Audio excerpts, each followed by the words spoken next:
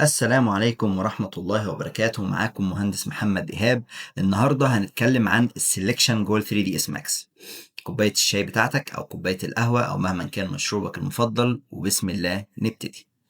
طيب، اتكلمنا المحاضرة اللي فاتت عن الكرييشن جوه 3ds Max. طيب، قلنا إن احنا ممكن نعمل أشكال 3D، ممكن نعمل أشكال 2D، عندك لاين ازاي ننهيه، عندك ريكتانجلر، وتعلمنا كمان من قائمه الموديفاير هنا ان احنا نتحكم في الطول في العرض، ولو هو شكل 3 دي هيبقى عندنا طول، هيبقى عندنا عرض، هيبقى عندنا ارتفاع. طيب، النهارده هنتكلم عن السلكشن. ايه السلكشن ده؟ طبعا لو انك تختار شكل انت عايزه. طيب، عندنا في القائمه فوق هنا، ده الجزء الخاص بالسلكشن، نهايته هنا عند الخط الاسود، وهنا بدايته عند الخط الاسود. طيب، اول حاجه هنتكلم عنها هي السلكشن فلتر. ايه السلكشن فلتر ده؟ بص، انا لو جيت عملت كده اخترت كل الاشكال اللي موجوده عندي. ليه؟ لان هنا كاتب اول. طبعا الموضوع بسيط هنا وانت شايف ان هو سهل، لان انت ما عندكش شيبس كتير، ما عندكش اشكال كتير. لكن بعد كده لما تيجي تعمل مشروع اكبر، هيبقى عندك اوبجكت كتير، هيبقى عندك لايت، هيبقى عندك كاميرا، هيبقى عندك حاجات كتيره جدا هتوه جواها. فالسلكشن فلتر هنا بتختار انت عايز تعمل سيلكت على ايه، على جيومتري، على شيبس، على لايت، على كاميرا. نقول مثلا جيومتري. لو جيت عملت سيلكشن هيختار لك الجيومتري بس. لو اخترت الشيبس مثلا هنا، لو جيت عملت سيلكشن هيختار لك على الاشكال 3 دي بس. طيب، ما انا عندي مثلا في قائمه الموف هنا، بص في الموف. انا عاملها شيبس لسه في الاول. موف انا ممكن اعمل سيلكشن، بس خدت بالك ممكن وانا بعمل سيلكشن غصب عني يتحرك، باظت الدنيا. فيفضل لما باجي اعمل سيلكت بختاره من السيلكت اوبجكت. هنا بختار ما بيتحركش معايا، شوف مهما عملت ما بيتحركش، خلاص عمل لوك للاوبجكت، هو بيختاره بس بيعمل سيلكت. دي مهمه السيلكت اوبجكت. تاني حاجه السيلكشن باي نيم. ايه السلكشن باي نيم ده؟ بيظهر لي هنا والله انا عندي حاجات كتيره جدا في الفايل بتاعي مش عارفه، طب انا عايز لمبه معينه، عايز كرسي معين، بختار بالنيم بتاعه. بص معايا كده، لو انا جيت عملت مثلا بوكس جديد، حلو، عملت بوكس.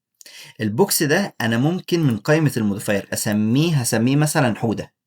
حلو. ايه احبش دي؟ ثانيه واحده. سميته حوده، جميل. طيب، لما اجي عندي بقى حاجات كتير جدا انا مش عارف حوده فين. بص بص كده، يا نهار ابيض، عندي هنا وهنا وهنا وهنا وهنا وهنا حاجات كتير. فين حوده يا جماعه؟ مش عارف. فباجي هنا السلكشن باي نيم، بكتب حوده. شوف، اول ما بكتب اتش بس جالي حوده، خلاص بعمل حوده كده، اضغط حوده اهو. طيب، اخترنا حوده، اقدر بقى ان انا احركه، اقدر ان انا اغير في الموديفاير بتاعه، اقدر اعمل اللي انا عايزه. طيب، لو جينا بصينا هنا تاني كده، هو هنا طبعا مختار لي كل حاجه. انا ممكن اشيل الشيبس بحيث برضه لو انا مش، طب انا مش فاكر اسمه بس انا عارف ان هو جيومتري، عارف ان هو شيب. طيب، انا عارف ان هو جيومتري، فشيل الشيبس، شيل اللايت، شيل الكاميرا، شيل الحاجات دي كلها كده، هيتبقى لك الحاجات الجيومتري بس. اهو حوده لقيته. طيب، عايز اختار ده ريكتانجلر، انا مسميه مثلا حموده. قشطه، حموده. طيب، عايز ادور على حموده مش لاقيه، فانا عندي اشكال هنا كتير، لا انا عارف ان هو شيب، اقوم جايب الشيب، شيل الجيومتري خالص. بص حموده اهو، اختار لي حموده. ده السلكشن باي نيم. بعد كده عندي الشيب بتاع السلكشن بتاعي، ممكن ان انا اخليه مستطيل زي ما هو، ممكن اخليه سيركل، ممكن اخليه ان انا اختار الجزء اللي انا عايزه بس كده اهو، يختار لي الجزء اللي انا عايزه. ممكن اخليه مهما كانت الاشكال، بس اسيبه ريكتانجل يعني، مش هتفرق يعني. اخر حاجه واهم حاجه الويندوز والكروسنج. بص، انت لو جيت هو اصلا هيبين لك هو بيعمل ايه. بص ركز معايا كده. انا دلوقتي، هو راح فين اهو، انا دلوقتي في الجزء ده جيت عملت سيلكشن على دول. بص، هو يا دوب المستطيل لمسهم بس اختاروا. طيب، يعني اي حاجه لمسه المستطيل او جوه المستطيل بيعمل لها سيلكت، تمام. طيب، لو عملت التانية ما اختارهمش. ليه؟ التانية الحاجة اللي جوه المستطيل بس هو اللي هيختار. فهمت القصد بين الاتنين؟